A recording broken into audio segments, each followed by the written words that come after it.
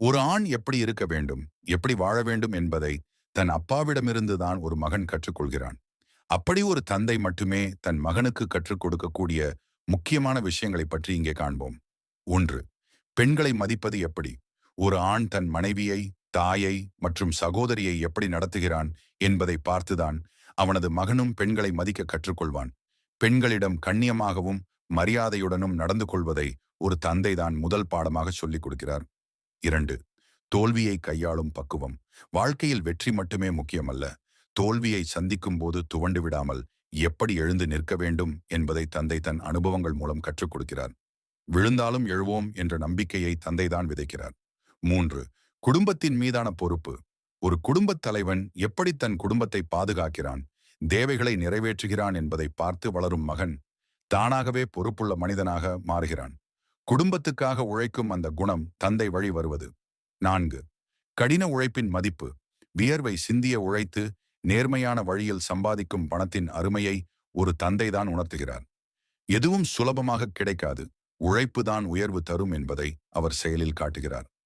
5. பயத்தை வெல்வது.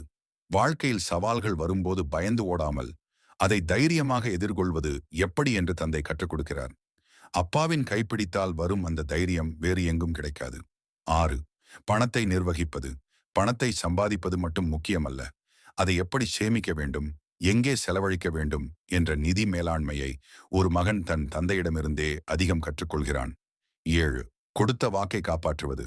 சொன்ன சொல்லை காப்பாற்றுவது ஒரு ஆணின் மிகச்சிறந்த குணம். வாக்கு தவறாமை என்ற பண்பை ஒரு தந்தை தன் நடத்தையின் மூலம் மகனுக்கு உணர்த்துகிறார். 8. கோபத்தை கட்டுப்படுத்துவது. கோபம் வரும்போது நிதானமாக இருப்பது எப்படி, பிரச்சனைகளை அமைதியாக பேசித் தீர்ப்பது எப்படி என்பதை தந்தையின் முதிர்ச்சியிலிருந்து மகன் கற்றுக்கொள்கிறான்.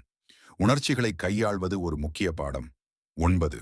சுயமரியாதை மற்றும் நேர்மை.